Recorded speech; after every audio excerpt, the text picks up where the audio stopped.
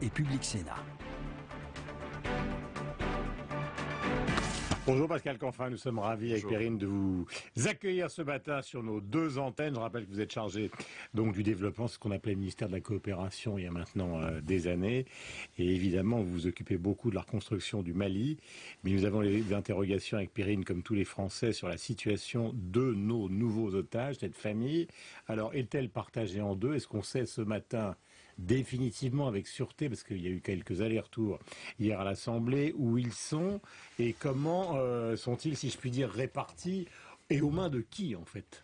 Je ne peux pas vous donner d'éléments d'information supplémentaires par rapport à ce qui a déjà été évoqué par Laurent Fabius et par le président de la République, c'est-à-dire discrétion et détermination.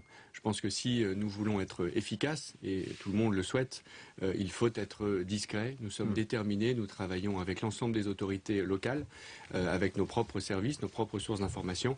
Maintenant, ce n'est pas... Le président a quand même dit qu'ils étaient probablement séparés, enfin il l'a confirmé. Il n'y a pas de commentaires sur ce sujet. Sincèrement, Guillaume Durand, je ne vais pas faire de commentaires aujourd'hui. Surtout après les cafouillages d'hier. Oui, vous savez... ça peut arriver. Voilà, Kader Arif a commis une petite erreur, il a immédiatement regretté. C'est pas une petite erreur de dire qu'ils ont été libérés alors qu'ils ne le sont pas. C'est pas un cafouillage, pas un quoi.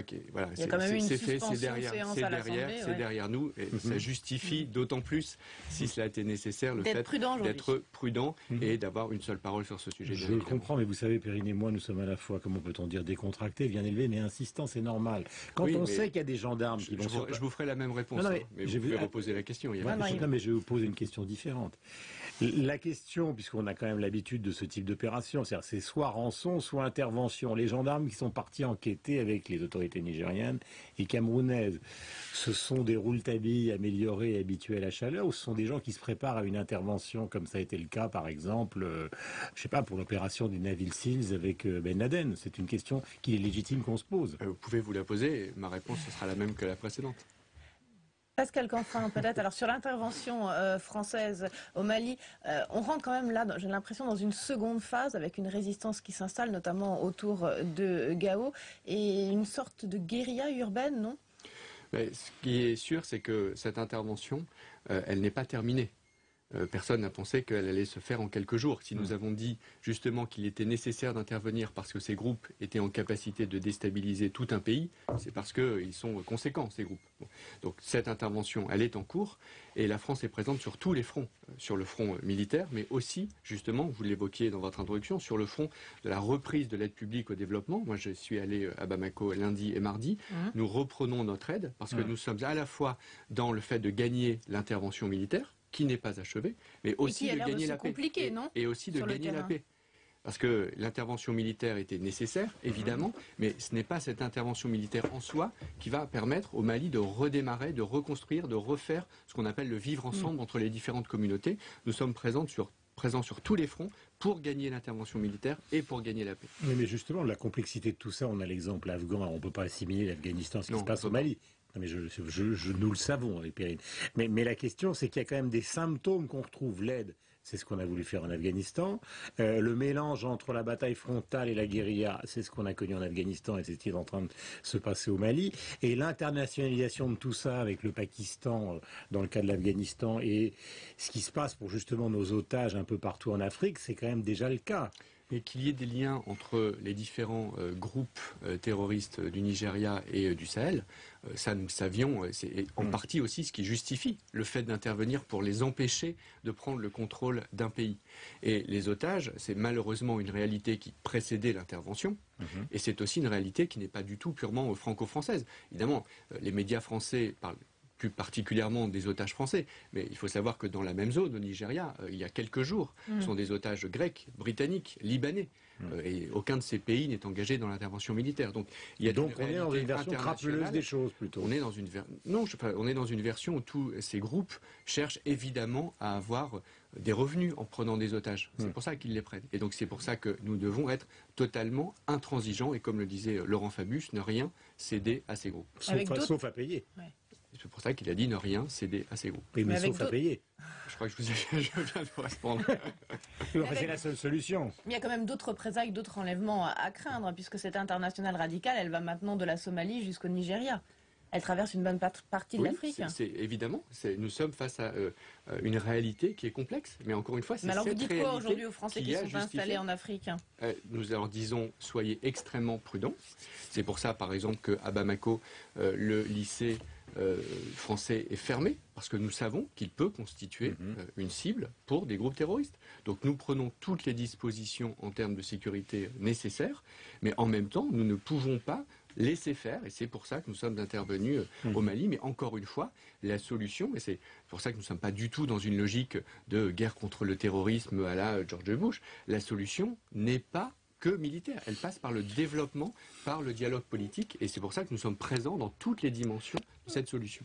Justement, l'un des problèmes qui est posé dans cette affaire et dans cette région, c'est qu'on voit qu'au fond des conflits qui sont des conflits ethniques se cachent ou se dissimulent derrière des conflits soi-disant islamiques. Parce que là, il y a une ethnie qui est au pouvoir au Mali, qui est le Sud, puis des gens au Nord qui contestent le pouvoir qui a été pris justement par les ethnies du Sud, et tout ça s'habille d'islamisme. Donc comment reconstruire un État et donc avoir une politique de développement face à des façades qui sont d'une grande hypocrisie? Vous avez bien résumé la situation. Mais je vous remercie. C'est pour ça qu'on n'est pas dans une logique non plus de guerre contre une religion, parce que c'est largement une façade, cette idéologie affichée. Fait, oui. Derrière, il y a des narcotrafics, derrière, il y a des conflits d'intérêts, et derrière, effectivement, il y a un problème de communauté au Mali, c'est-à-dire ce qu'ils appellent le vivre ensemble, entre certaines communautés, Touareg par exemple, et puis le Sud.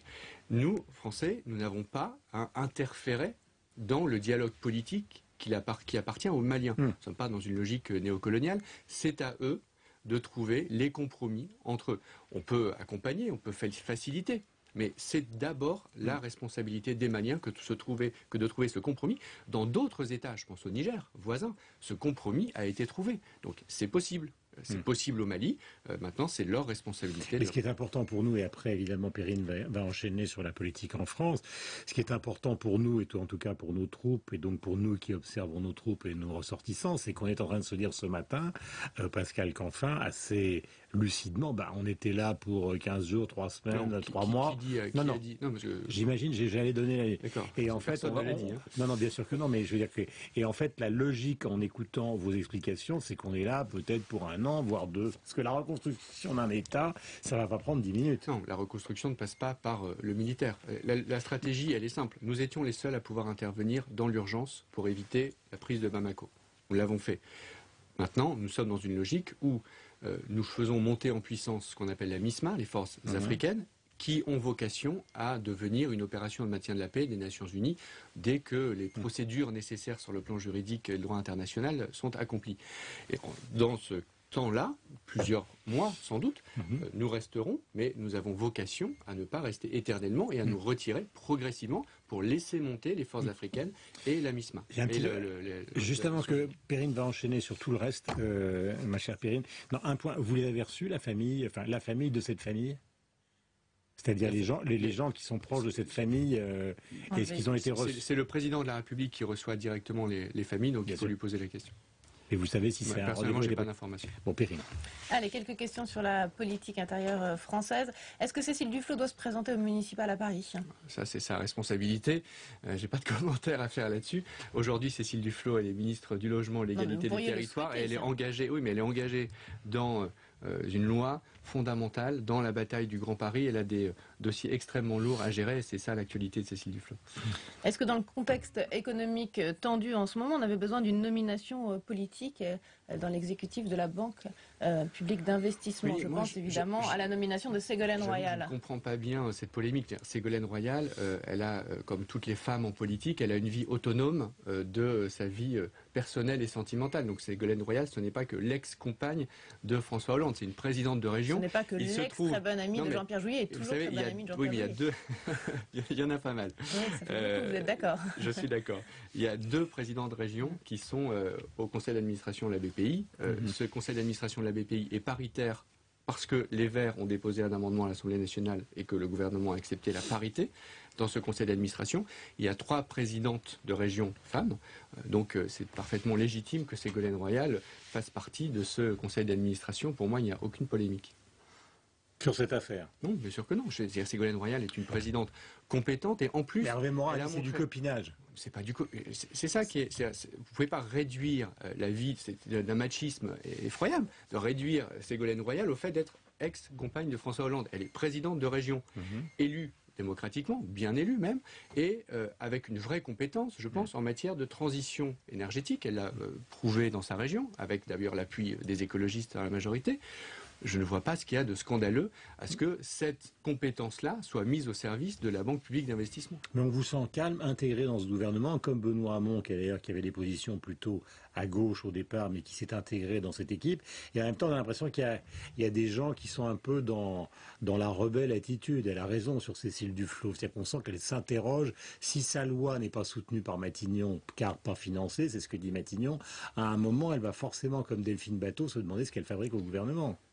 Nous sommes dans des batailles compliquées. Vous savez, nous voulons investir, nous voulons transformer l'économie française pour la mettre sur les marges de l'avenir.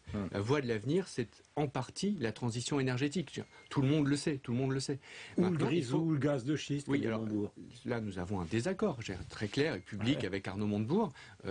Nous pensons qu'il ne faut pas regarder dans le rétroviseur, il ne faut pas regarder les industries du passé, il faut être tourné vers l'avenir. C'est ça notre valeur ajoutée, notre plus-value au gouvernement, c'est d'apporter ce sens de la plus-value écologique pour sortir de la crise, pour inventer l'économie de demain, qui fera en partie les emplois de demain et la compétitivité de l'économie française. Nous sommes en direct avec Pascal Canfin, chargé du développement du gouvernement. Une dernière question, Perrine? Je crois qu'on arrive au terme de l'émission. Alors lundi, la dernière question. Merci à vous en tout cas, bonne journée et bon futur voyage au Mali, car vous allez y retourner évidemment. Fréquemment. Dans un instant, le rappel des titres.